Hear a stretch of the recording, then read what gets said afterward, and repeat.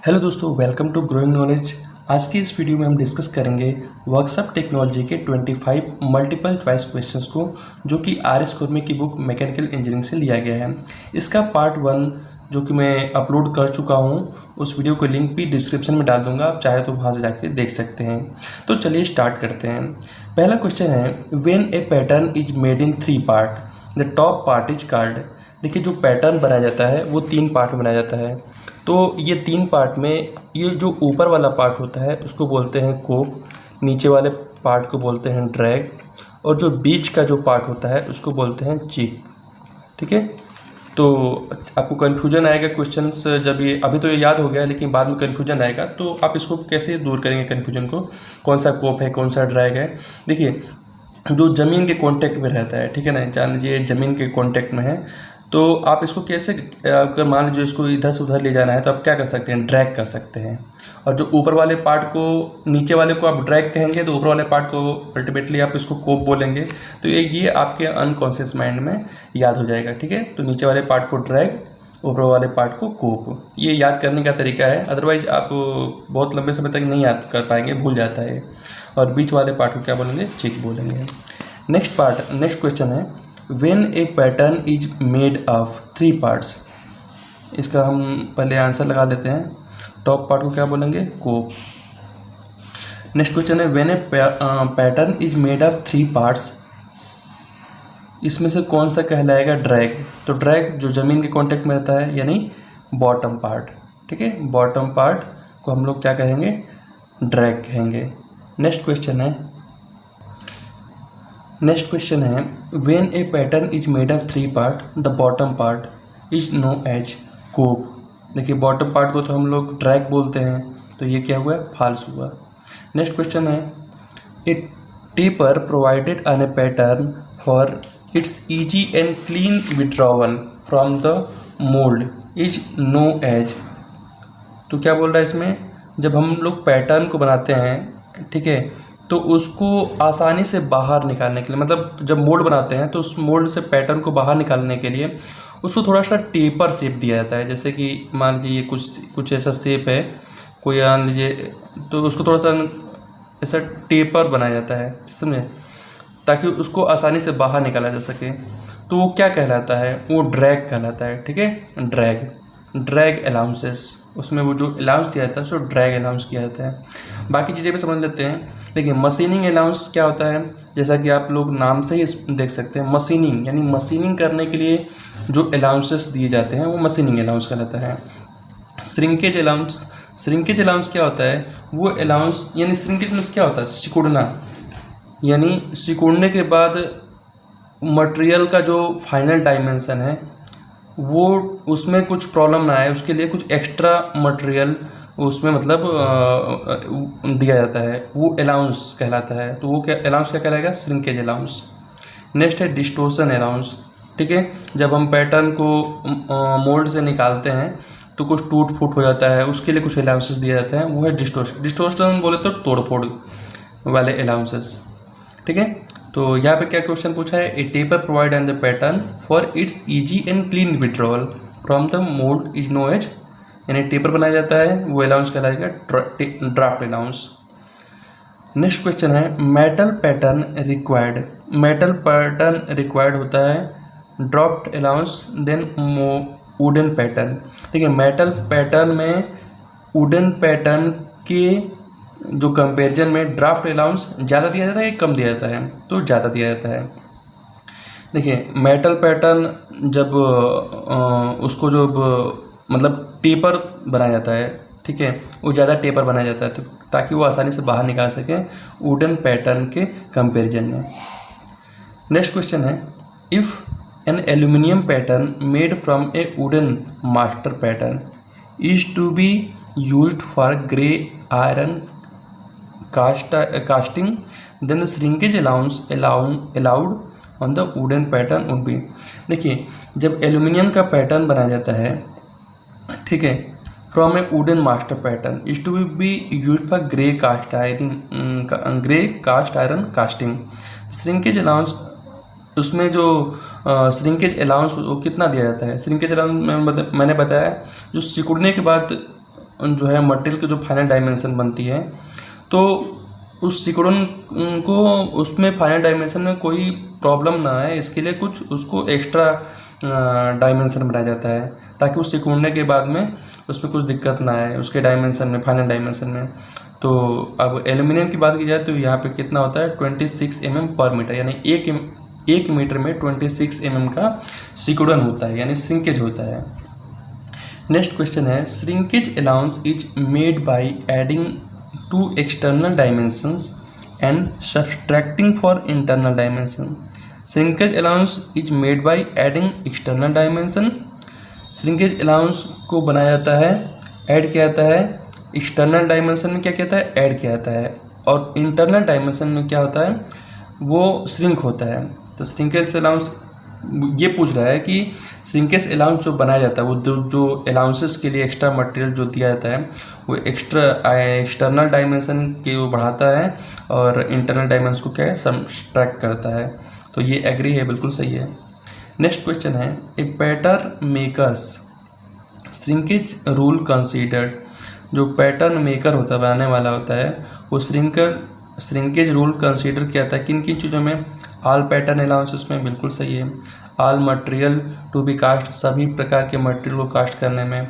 Only shrinkage allowance के लिए all member of the pattern. तो इसमें सभी प्रकार के पैटर्न, ये क्या बोल रहा है यहाँ पे, all material of the pattern, सभी प्रकार के मटेरियल, पैटर्न के सभी प्रकार के मटेरियल के लिए। तो देखिए जो पैटर्न बनाया जाता है उसमें श्रिंकेज रूल कंसीडर किया जाता है ओनली श्रिंकेज अलाउंस के लिए, ठीक है, only shrinkage allowance. Next question है, the shrinkage allowance of cast iron metal is. Cast iron के लिए जो श्रिंकेज अलाउंस दिया जाता है वो कितना दिया जाता है, तो वो दिया जाता है 10 mm। देखिए कास्ट आयरन में जो श्रिंक होता है वो कम होता है, 1 मीटर में 10 mm होता है। एल्यूमिनियम का कितना था, 26 mm पर मीटर होता है।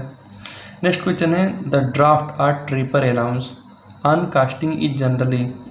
जो ड्राफ्ट या फिर जो टेपर अलाउंस दिया जाता है वो कितना दिया जाता है, वो 1 मीटर में 1 से 2 mm का टेपर दिया जाता है। यानी 1 मीटर का अगर आपको मोड़ बनाना है उसमें 1 से 2 mm तक उसको थोड़ा टेपर बनाया जाता है, टेपर 1 से 2 mm। ये बहुत इंपॉर्टेंट क्वेश्चन है, ये आता है हमेशा क्वेश्चन ये एग्जाम्स में। नेक्स्ट क्वेश्चन है, the metal pattern as compare to wooden pattern require less. Metal pattern as compare to wooden pattern, देखिए मेटल पैटर्न लकड़ी के पैटर्न के कंपैरिजन में रिक्वायर होता है लेस, क्या, shrinkage allowance, draft allowance, machining allowance, distortion allowance. तो क्या होता है, ड्राफ्ट अलाउंस, जो उसमें टेपर जो दिया जाता है वो कम दिया जाता है मेटल के जो पैटर्न बनाए जाते हैं। तो इसका सी वाला ऑप्शन सही हो गया। नेक्स्ट क्वेश्चन है 62 नंबर का, the machining allowance provided on pattern depend upon. Machining जो अलाउंस होते हैं वो प्रोवाइड किया जाता है पैटर्न में, depend upon type. Machining allowance क्या होता है, मशीनिंग करने के लिए जो अलाउंसेस दिए जाते हैं तो वो किस पे डिपेंड करता है, type of casting metal, method of casting used, किस प्रकार का आप मेथड इस्तेमाल कर रहे हैं, size and shape of casting, उसका शेप कैसा है, साइज कैसा है, उन सारी चीज़ों में आप मशीनिंग अलाउंस जो है ये सारी चीज़ें डिपेंड होती हैं, ठीक है। तो अलाउंसेस जो दिए जाते हैं इन सारी चीज़ों को ध्यान में रख के दिया जाता है। तो ये ऑल ऑफ दीज वाला ऑप्शन सही हो गया। नेक्स्ट क्वेश्चन है, ferrous metal require more machining allowance than non ferrous metal.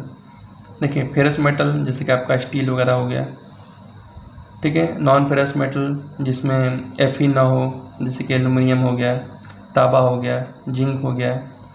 Ferrous metal require more machining allowance than non ferrous metal. बोल रहा है फेरस मेटल में ज़्यादा मशीनिंग अलाउंस की ज़रूरत पड़ती है देन नॉन फेरस मेटल। तो बिल्कुल सही है, ये फेरस मेटल में ज़्यादा मशीनिंग अलाउंस की ज़रूरत पड़ती है। नेक्स्ट क्वेश्चन है, इन डाई कास्टिंग मशीनिंग अलाउंसेस। देखिए डाई कास्टिंग में मशीनिंग अलाउंस नहीं दिया जाता है, ये बिल्कुल आप दिमाग में रख लीजिए। डाई कास्टिंग में कोई मशीनिंग अलाउंस नहीं रहता है, इसलिए नॉट प्रोवाइडेड वाला ऑप्शन सही हो गया। नेक्स्ट क्वेश्चन है, the surface to be left unmachined is marked on the pattern. ये क्वेश्चंस 3-4 चीज़ें हैं इसमें आपको याद रखनी है। याद के रखने का एक आप कोई एक चीज़ से आप रिलेट करके इसको याद कर सकते हैं। देखिए जैसे क्वेश्चन आता है the surface to be left unmachined is marked on pattern. देखिए जो पैटर्न का वो हिस्सा, वो सरफेस जो कि अनमशीन्ड हो, तो उसको क्या कहेंगे, ब्लैक कलर से पेंट करते हैं। The pattern by black colour से इसको मार्क करते हैं। The surface to be machine is marked on pattern by the surface to be machine. अगर वो सरफेस मशीनिंग किया हुआ हो तो उसको कैसे आप मार्क करेंगे, कौन से कलर से, तो रेड कलर से। ठीक है, रेड कलर से।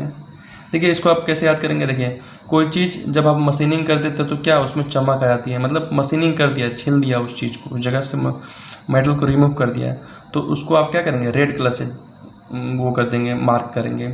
और मशीनिंग नहीं हुआ है तो कैसा वो रफ यानी साफ़ सुथरा नहीं दिखेगा, गंदा दिखेगा, तो वो कैसा ब्लैक कलर से मार्क करेंगे। फॉर एग्जांपल आप इसको वैसे करके रिलेट करके याद कर सकते हैं, अदरवाइज ये भूल जाएगा। ठीक है, तो साफ़ सुथरा नहीं रहता है तो वो अनमशीनिंग रहता है, ब्लैक कलर से उसको मार्क किया जाता है। और जब उसमें मशीनिंग कर दिया जाता है, चिकना हो जाता है, उसमें और कुछ ना कर सको इसके लिए वो रेड कलर से इसको मार्क किया जाता है। ये याद करने के लिए बता रहा हूँ, ऐसा कुछ वो आप इसको रिलेट मत कर दीजिएगा। नेक्स्ट क्वेश्चन है the riddle is used for. देखिए रिडल में से होता है छन्नी, तो छन्नी का यूज क्या होता है, क्लीनिंग द मोल्डिंग सॉन्ड। जो मोल्डिंग सैंड होता है, बालू जो होता है मोल्ड का, उसको क्या करता है, क्लीनिंग करने के लिए इस्तेमाल किया जाता है। उसमें जो छोटे बड़े मतलब कुछ और कचड़े वगैरह पड़ा होता है उसको छानने के काम आता है रिडल का। नेक्स्ट क्वेश्चन है the sling is used for repairing and finishing the mould. Sling का जो यूज किया जाता है वो रिपेयरिंग और फिनिशिंग के लिए किया जाता है। ठीक है, तो बिल्कुल सही है, स्लिंग का यूज किसके लिए किया जाता है, रिपेयरिंग और फिनिशिंग वर्क में किया जाता है। नेक्स्ट क्वेश्चन है for smoothing and cleaning out depression in the mould.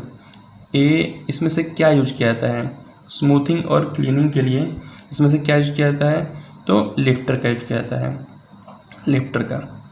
Swab is used for, swab क्या होता है, swab is used for, swab किसके लिए इस्तेमाल किया जाता है, तो smoothing and cleaning out depression in the mould, तो ये तो हो गया आपका लिफ्टर।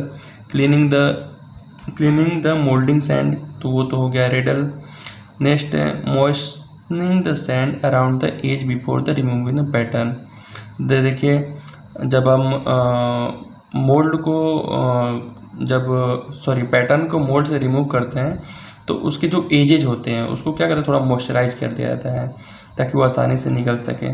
तो ये स्वैब का यूज किया जाता है यहाँ पे, moistening the sand around the edge before removing pattern को रिमूव करने के लिए उससे पहले थोड़ा सा जो भी कॉर्नर्स होते हैं उसको मॉइस्चराइज कर जाता है, तो वो स्वैब कहलाता है।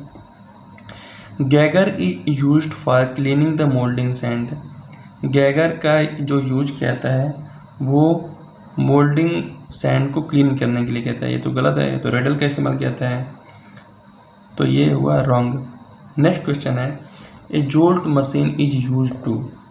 जो जोल्ट मशीन होता है उसका यूज कहाँ किया जाता है, ram the sand hardness the pattern face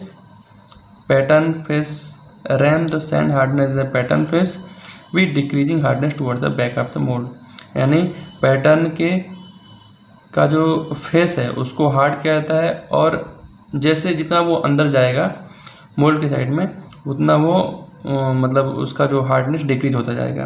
ये जोल्ट मशीन का यूज में किया जाता है। ठीक है, तो ये इसका ये ऑप्शन सही हो गया। इसका बाकी सब चीज़ें भी देख लेते हैं, वो आगे क्वेश्चंस में आएगा।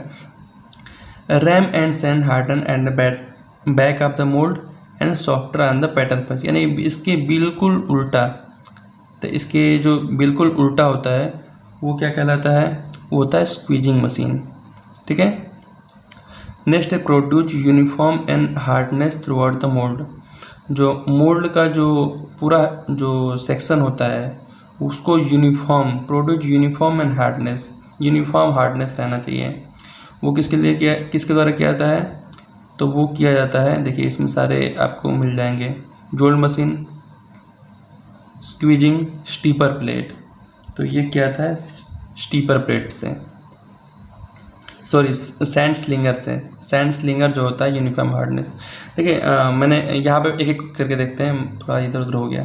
जोल्ड मशीनिंग का यूज़ कहाँ किया जाता है? मान लीजिए कोई पैटर्न बना है, ठीक है, तो पैटर्न के फेस पे, यानी इसका जितना भी पास का वो रहेगा वो तो हार्डनेस रहेगा, हार्ड रहेगा, ठीक है।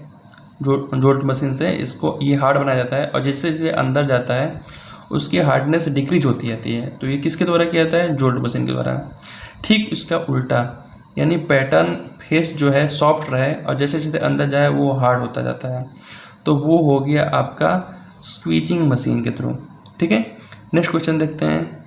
In order to produce uniform packing of sand in the mould a sand slinger. Uniform packing, जो इसका जो हार्डनेस है ये यूनिफॉर्म पैकिंग किया गया हो तो वो कहलाता है सैंड स्लिंगर, ठीक है। नेक्स्ट क्वेश्चन है। In order to ram the sand harder at the back of the mould and softer on the pattern face. Pattern face पे सॉफ्ट हो और पीछे में हार्ड हो, तो वो क्या कहलाता है? मैंने क्या बताया? स्क्वीजिंग कहलाता है, ठीक है। नेक्स्ट क्वेश्चन है 75 नंबर का। The diaphragm moulding machine is used. Diaphragm moulding machine का इस्तेमाल किया जाता है, तो इसका किया जाता है give uniform sand hardness through out the mould.